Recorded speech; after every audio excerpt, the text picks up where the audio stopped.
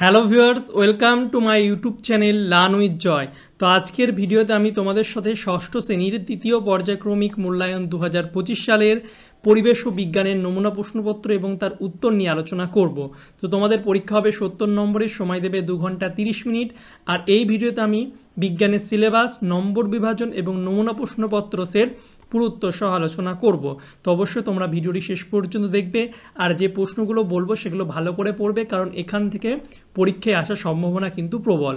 তো প্রথমে সিলেবাসটা দেখে নিই। সিলেবাসে তোমাদের এই 7টা চ্যাপ্টার আছে। তো এই 7টা চ্যাপ্টারই তোমাদের পরীক্ষায় থাকবে। তোমাদের যদি অন্য কোনো চ্যাপ্টার এর বাইরে পরীক্ষায় থাকে তো অবশ্যই আমাকে বলবে কমেন্টে। এবার আমরা আমাদের যে নাম্বার প্যাটার্ন সেটা দেখে নিই। তো দেখতে পাচ্ছ প্রতিটি চ্যাপ্টার থেকে তোমাদের তিনটে করে এমসিকিউ থাকবে, দুটো করে হচ্ছে শর্ট প্রশ্ন থাকবে, একটা করে হচ্ছে 2 নম্বরের প্রশ্ন থাকবে এবং একটা করে হচ্ছে 3 নম্বরের প্রশ্ন থাকবে। এই হচ্ছে তোমাদের নাম্বার প্যাটার্ন। এবার তোমরা যারা এখনও আমার ইউটিউব চ্যানেল সাবস্ক্রাইব করোনি, সাবস্ক্রাইব করে পাশের যে বেল আইকন আছে সেটা টিপে নোটিফিকেশানটাকে অল করে দেবে, তাহলে আমি যখনই নতুন নতুন ভিডিও ছাড়বো তোমাদের কাছে সবার প্রথম নোটিফিকেশান চলে যাবে। এবং যারা হোয়াটসঅ্যাপ গ্রুপে জয়েন করোনি, আমি নিচে লিঙ্ক দিয়ে দিচ্ছি, তোমরা হোয়াটসঅ্যাপ গ্রুপেও জয়েন হয়ে যাবে। তো চলো এবার প্রশ্নের উত্তরগুলো করা যাক। তো প্রথমে 1-এর দাগে আছে সঠিক উত্তরটি নির্বাচন করে লেখো 10টি। প্রথম দেখো 1-এরটা বলছে প্রদত্ত কোন গ্যাসটি নিজে জ্বলে না কিন্তু অন্যকে জ্বলতে সাহায্য করে। নিজে জ্বলবে না কিন্তু অন্যকে জ্বলতে সাহায্য করে, সেটি হচ্ছে অক্সিজেন। এবং এই প্রশ্নটা ভীষণ ভীষণ ইম্পর্টেন্ট। এরপরে 2-এরটা বলছে একটি লব্ধ রাশি হলো, লব্ধ রাশি কোনটা? লব্ধ রাশি হচ্ছে ঘনত্ব। ঘনত্ব একটা লব্ধ রাশি। তো কোনগুলো স্কেলার রাশি, কোনগুলো লব্ধ রাশি, এগুলো কিন্তু তোমরা ভালো করে পড়বে। এরপরে 3-এরটা বলছে প্রদত্ত কোনটি চৌম্বক পদার্থ নয়, নিকেল, সোনা নাকি কোবাল্ট। তো সোনা কিন্তু একটা চৌম্বক পদার্থ নয়। দেখবে সোনার চেন বা আংটি যারা পরে চৌম্বকের সঙ্গে কিন্তু আকর্ষণ করলে কোনো কিছু হয় না, এই জন্য চৌম্বক কিন্তু কোনো চৌম্বক পদার্থ নয়।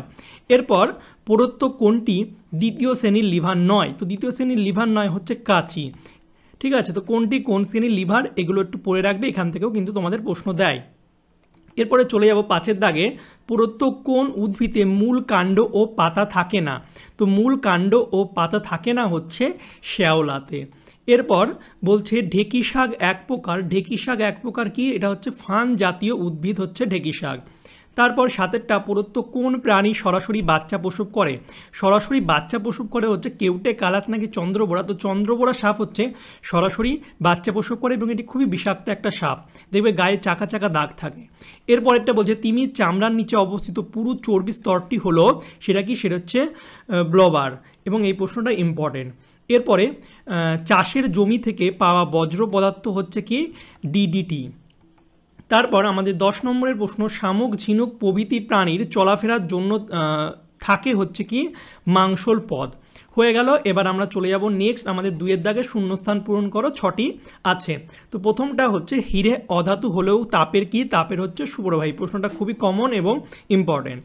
তারপর একটা বলছে ফিল্টার করার পর প্রাপ্ত তরলকে বলা হয়, ফিল্টার করার পর যে তরলটা আমরা পাই তাকে বলা হয় হচ্ছে পরিশ্রুত। নেক্সট, মেরুদণ্ডী প্রাণীদের দেহের মাঝ বরাবর ভ্রূণ অবস্থায় থাকে ড্যাশ নামের একটি দণ্ড, এটি হচ্ছে নোটোকর্ড। নোটোকর্ড, ঠিক আছে। এরপর আলোর তীব্রতার একক হচ্ছে কি? আলোর তীব্রতার একক হচ্ছে ক্যান্ডেলা। তো এটা হবে না, ক্যান্ডেলা। এরপর দেখো, এরপর বলছে খাদ্য পিরামিডের একটি ধাপ হলো একটি কি? একটি পুষ্টিস্তর বা ট্রপিক লেভেল। নেক্সট, একটি জৈব ভঙ্গুর বজ্র পদার্থ হচ্ছে কি? গাছের পাতা বা খড়। নেক্সট দেখো হচ্ছে ঠিক বা ভুল নির্বাচন করতে হবে, 6টি আছে। প্রথমটা ভূমি ও নততলের মাঝের কোণ যত ছোট হবে নততলের সুবিধা তত বেশি হবে, এটা ঠিক। তারপর এটা সোডিয়ামের চিহ্ন হচ্ছে এস, এটা ভুল। সোডিয়ামের চিহ্ন Na এবং এস হচ্ছে সালফারের চিহ্ন। উত্তরের বাদবাকি ডিটেলস তোমাদের লিখে দিয়েছি। এরপরে দেখো বলছে পাই, এটা পাই হবে। পায়ের মান হচ্ছে 3.14, এটা একদম ঠিক। এইভাবে তোমরা পাই লিখতে পারো বা এইভাবেও লেখে। তো পায়ের আসন্ন মান 3.14। এরপরে তিমির চোখের রেটিনায় হচ্ছে ট্যাপেটাম লুসিডাম নামক একটি বস্তু থাকে, এটা হচ্ছে ভুল। বিড়াল, কুকুর, বাঘের মতো প্রাণী চোখে ট্যাপেটাম লুসিডাম থাকে, যা রাতে দেখতে সাহায্য করে। তিমিদের ক্ষেত্রে এই অংশ থাকে না। এবার 5-এরটা বলছে একবীজপত্র গাছের পাতায় সমান্তরাল শিরাবিন্যাস দেখা যায়। এটা ঠিক। উদ্ভিদগুলোর উদাহরণ দিয়ে দিয়েছি, ধান, গম, ভুট্টা, গাছের পাতা। এরপরে সি হর্স এক ধরনের মাছ, এটা ঠিক। সি হর্স বা সমুদ্র ঘোড়া হলো এক প্রকার সামুদ্রিক মাছ। এরপরে দেখো 4 দাগে আমাদের নিচের প্রশ্নগুলি সংক্ষিপ্ত দিতে হবে 10টা। প্রথমটা বলছে ফসফরাস পেন্টোক্লোরাইডের সংকেত। দেখো পেন্টাক্লোরাইড মানে হচ্ছে 5, তো সংকেত হচ্ছে PCl5। এরপর একটি মিশ্র ধাতুর উদাহরণ ব্রোঞ্জ। নেক্সট, যান্ত্রিক শক্তি তাপ শক্তিতে রূপান্তরের একটি উদাহরণ দাও। সেটা কি? দুটি হাতের তালু পরস্পর ঘষলে যান্ত্রিক শক্তি তাপ শক্তিতে রূপান্তরিত হয় এবং হাত কিন্তু গরম হয়ে ওঠে। এরপর শক্তির নিত্যতার সূত্রটা লেখো। তো শক্তির নিত্যতার সূত্র হলো শক্তি সৃষ্টি বা ধ্বংস করা যায় না, শুধুমাত্র এক রূপ থেকে অন্য রূপে রূপান্তর করা যায়। শক্তি সৃষ্টি বা কিন্তু ধ্বংস করা যায় না, এবং এই প্রশ্নটা খুব ইম্পর্টেন্ট। এরপরে তরলের আয়তন মাপা হয় কোন যন্ত্রের সাহায্যে? তরলের আয়তন মাপনিচং বা মাপক সিলিন্ডার ব্যবহার করে মাপা হয়। 6টা বলছে উদ্ভিদের বৃদ্ধি হরমোন পরিমাপ করা হয় কোন যন্ত্রের সাহায্যে? ইম্পর্টেন্ট প্রশ্ন, এটা হচ্ছে আর্ক অক্সানোমিটার। এরপরে 7, আর্থ্রোপোডা পর্বের একটি বৈশিষ্ট্য হচ্ছে কি? এই পর্বে প্রাণীদের দেহ খণ্ড খণ্ড অংশে বিভক্ত এবং এদের সন্ধিযুক্ত পা থাকে। এটাও ইম্পর্টেন্ট একটা প্রশ্ন। এরপরে দেখো 8টা বলছে ছোলা বীজে বীজপত্রের সংখ্যা কত? 2টি। নেক্সট 9টা একটি জটিল যন্ত্রের নাম লেখো। জটিল যন্ত্র হচ্ছে সাইকেল। তারপরে 10, হাতির একটি মজার অঙ্গের নাম হলো কি? সুর। এরপর এগুলো হয়ে গেলে এবার 5 দাগে আমাদের একটি বা দুটি বাক্য উত্তর দিতে হবে। 2 নম্বর করে 10টা টোটাল প্রশ্ন করতে হবে। তো দেখো প্রথম হচ্ছে তোমার হাত কোন শ্রেণীর লিভার? এর আলম্ব কোথায় থাকে? তো হাত হচ্ছে 3য় শ্রেণীর লিভার। এর আলম্ব বা ফালক্রাম কনুই এর সংযোগস্থলে থাকে। কনুই এর সংযোগস্থলে থাকে আলম্ব। এরপরে অ্যারি, ফ্যাবা ও কার্ল ফন ফ্রিস যে প্রাণীদের নিয়ে কাজ করেছেন তাদের নাম।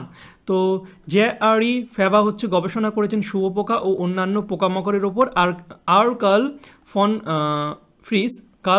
ফন ফ্রিস হচ্ছে মূলত মৌমাছির যোগাযোগ ব্যবস্থা নিয়ে পরীক্ষা করেছেন। এবার হচ্ছে H2 এর সংকেত থেকে কি কি জানা যায়? তো উত্তর, জলের সংকেত H2O থেকে যে তথ্যগুলি জানা যায় সেগুলো হচ্ছে H2O সংকেত বিশিষ্ট পদার্থটির নাম হচ্ছে জল। H2 মানে আমরা দেখে বুঝতে পারবো যে এটা জল, এবং জল হাইড্রোজেন ও অক্সিজেন ঘটিত যৌগ। হাইড্রোজেন আর অক্সিজেন নিয়ে গঠিত। 2 নম্বর হচ্ছে H2O দ্বারা জলের একটি অণুকে বোঝায় যা 2টি হাইড্রোজেন পরমাণু ও একটি অক্সিজেন পরমাণু দ্বারা গঠিত। আর 3 হচ্ছে এটি একটি জলের অণুতে হাইড্রোজেন ও অক্সিজেন অনুপাত হচ্ছে ওজনের অনুপাত হচ্ছে 1:8। এরপরে আন্তর্জাতিক প্রমাণ মিটার কাকে বলা হয়? তো 1889 সালে ফ্রান্সের প্যারিস শহরে international bureau of weights and measures নামক সংস্থায় 0 ডিগ্রি সেলসিয়াস তাপমাত্রায় প্ল্যাটিনাম হচ্ছে 90% ও ইরিডিয়াম 10% সংকর ধাতুর তৈরি একটি দণ্ডের 2 প্রান্তের 2টি নির্দিষ্ট দাগের মাঝে দূরত্বকে হচ্ছে সারা বিশ্বে প্রমাণ বা স্ট্যান্ডার্ড মিটার হিসাবে ধরা হয়। এরপরে খাদ্য শৃঙ্খলটি সম্পূর্ণ করতে হবে। সবুজ উদ্ভিদকে কে খাচ্ছে? সবুজ উদ্ভিদকে ঘাস ফড়িং, আর ঘাস ফড়িংকে হচ্ছে ব্যাঙকে হচ্ছে সাপ, এবং সাপকে হচ্ছে ময়ূর খাচ্ছে। এই খাদ্য শৃঙ্খলটা এমনই হবে। এরপরে হচ্ছে ঘর্ষণের ফলে বস্তুর ক্ষয় হয়, একটি উদাহরণ দিয়ে বোঝাও। তো ঘর্ষণের ফলে বস্তুর ক্ষয়ের একটি উদাহরণ হলো পেন্সিলের শীষ দিয়ে লেখার সময় শীষ ঘর্ষণের ফলে ক্ষয়প্রাপ্ত হয় এবং লেখার দাগ তৈরি হয়। তো এটাই হচ্ছে একটা উদাহরণ। এরপর বলছে প্রদত্ত প্রাণীগুলির মধ্যে থেকে মেরুদণ্ডী ও অমেরুদণ্ডী প্রাণীগুলিকে পৃথক করে লেখো। ব্যাঙ, তারা মাছ, চিংড়ি ও পক্ষী। তো মেরুদণ্ডী প্রাণী হচ্ছে ব্যাঙ আর পক্ষী, আর অমেরুদণ্ডী হচ্ছে তারা মাছ আর চিংড়ি। এরপর প্রদত্ত উদ্ভিদগুলির মধ্যে থেকে একবীজপত্রী দ্বিবীজপত্রী উদ্ভিদগুলিকে পৃথক করে লেখো। ধান, কুমড়ো, ভুট্টা আর চিনেবাদাম। তো একবীজপত্রী উদ্ভিদ হচ্ছে ধান আর ভুট্টা, আর দ্বিবীজপত্রী হচ্ছে কুমড়ো আর চিনাবাদাম। এরপরে তুমি কিভাবে তোমার চারপাশের যে কোনো একটি বজ্র পদার্থকে আবার কাজে লাগাতে পারো লেখো। তো দেখো আমি আমার চারপাশের একটি বজ্র পদার্থ যেমন প্লাস্টিকের বোতল আবার কাজে লাগাতে পারি। প্লাস্টিকের বোতল কেটে পেন্সিল বক্স, কলমদানি বা ছোট চারাগাছ লাগানোর টব হিসাবে ব্যবহার করা যেতে পারে। এরপরে বলছে মশার জীবনচক্রের দশাগুলির নাম লেখো। তো মশার জীবনচক্রের দশাগুলি হচ্ছে ডিম, লার্ভা, পিউপা এবং পূর্ণাঙ্গ মশা। এরপরেরটা বলছে পাথুরে চুন কি কি মৌলের পরমাণু দিয়ে তৈরি। তো পাথুরে চুন হচ্ছে এর সংকেত ক্যালসিয়াম অক্সাইড CaO, এটা হচ্ছে ক্যালসিয়াম আর অক্সিজেন মৌলের পরমাণু দিয়ে তৈরি। তো এটা ভালো করে তোমরা পড়ে রাখবে, ইম্পর্টেন্ট প্রশ্ন। এরপরে হয়ে গেল এগুলো। তো এবার নিচের প্রশ্নগুলি সংক্ষিপ্ত উত্তর যে কোনো 6টি দিতে হবে 3 নাম্বার করে। তো প্রথম প্রশ্ন, জল সমেত বালতিকে উপরে তুললে তার মধ্যে কি জাতীয় শক্তির যোগান হয়? ঝড়ে বাড়ির ছাউনি উড়িয়ে নিয়ে যায় কেন? তো জল সমেত বালতিকে উপরে তুললে তার মধ্যে স্থিতিশক্তির যোগান হয়, স্থিতিশক্তি। আর ঝড়ে বাড়ির ছাউনি উড়িয়ে নিয়ে যাওয়ার কারণ হলো ঝড়ের সময় বাড়ির উপর দিয়ে দ্রুত গতিতে বাতাস প্রবাহিত হয়, যার ফলে বাড়ির উপরের অংশ বায়ুর চাপ কমে যায়। বার্নৌলির নীতি অনুসারে যেখানে বায়ু বেশি প্রবাহিত হবে সেখানে চাপটা কম হবে, কিন্তু বাড়ির ভেতরে তো বায়ু কম প্রবাহিত হচ্ছে, এবার বায়ুর চাপটা বেশি থাকবে। এই চাপের পার্থক্যের কারণে ভেতরের বেশি চাপ বাইরের কম চাপের দিকে বল প্রয়োগ করে, অর্থাৎ ভিতরে চাপ বেশি, এবার বাইরে কম, এবার চাপ প্রয়োগ করে বিদ্যুৎ থেকে, ফলে বাড়ির হচ্ছে ছাউনি উপরের দিকে কিন্তু উঠে যায়। এরপরে হচ্ছে উইয়ের খাবার কি? এরা এই খাবার কিভাবে হজম করে?